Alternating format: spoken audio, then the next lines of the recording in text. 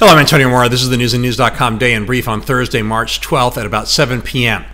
The Justice Department has charged nearly 50 people with taking part in a breathtakingly brazen nationwide college admissions cheating plot.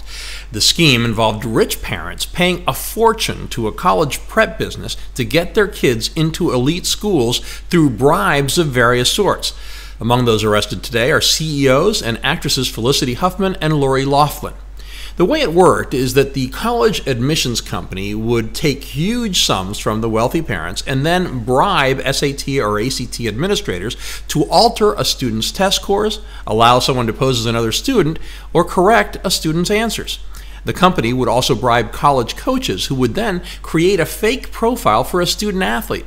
In some cases, students were admitted as athletes in sports they didn't even play.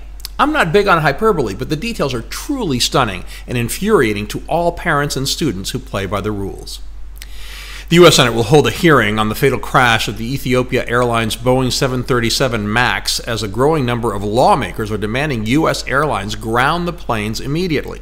Industry experts are also pressuring the FAA to take action, as dozens of countries around the world have banned the planes from flying.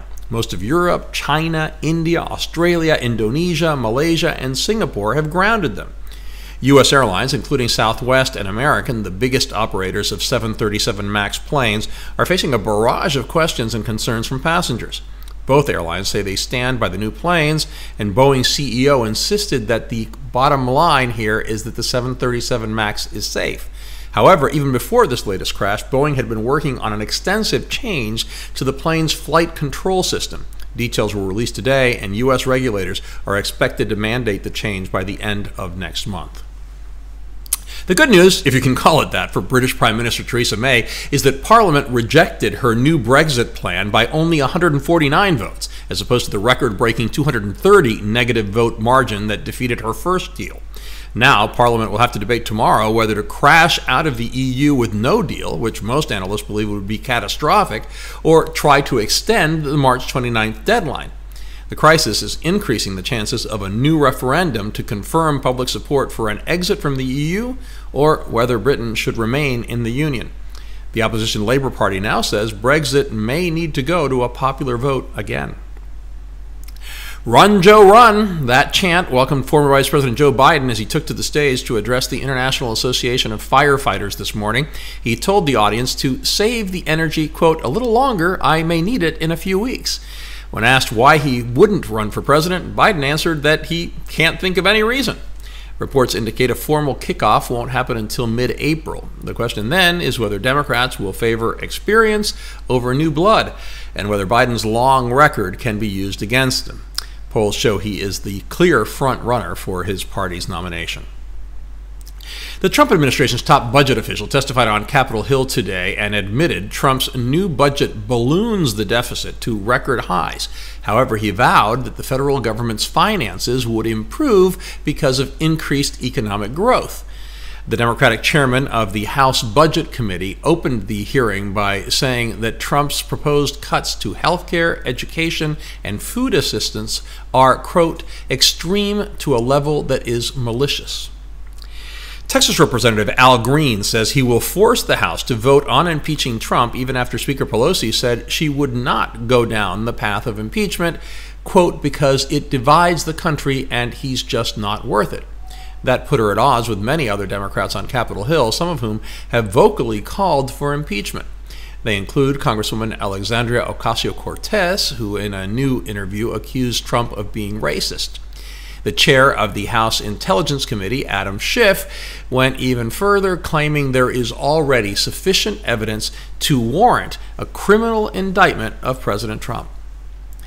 The New York Attorney General's office is opening a new front in its investigations into the Trump family and its business interests. Now it has issued subpoenas to banks demanding records relating to the financing of 4 major Trump Organization projects and a failed attempt to purchase the Buffalo Bills. This was prompted by Michael Cohen's testimony, where he claimed that Trump had inflated the value of his assets in his financial statements.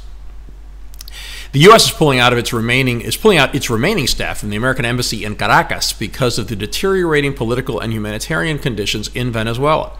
Secretary of State Pompeo ominously stated that the presence of U.S. diplomatic staff at the embassy has become a constraint on U.S. policy. For the sixth day, much of Venezuela is struggling without power. Schools and offices will remain closed at least through Wednesday. This has turned the already chaotic situation in the country into anarchy. The lack of power has led to looting, water shortages, paralyzed oil operations, people dying in hospitals, and the spoiling of much-needed food because of the lack of refrigeration. Mass protests today blocked the main highway in Caracas, but the National Guardsmen who were sent to dislodge them made no attempt to do so. The country's dictator, Nicolás Maduro, says power will return little by little, ludicrously blaming the, quote, imperialist U.S. for an attack on the electric grid, instead of accepting responsibility for his regime's incompetence in allowing the infrastructure to crumble. Finally, on a day when we learn the rich and famous cheated to get their kids into college, we should celebrate a Georgia student who got into 39 colleges and received at least $1.6 million in scholarship offers on her own. Jordan Nixon reportedly applied to about 50 schools and still hasn't heard back from all of them. I don't think anyone would recommend applying to 50 schools, and who has the time to apply to that many?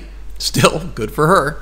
But with the most common application fee for college costing $50, she must have spent $2,500 just to apply. We have all those stories and much more updated around the clock 7 days a week on newsandnews.com, where you will find all you need to know in one place. Please subscribe to our YouTube channel by clicking on the right of your screen just below this video. Please follow us on Facebook at Real News and News, and follow me on Twitter at AMoraTV. I will see you again tomorrow.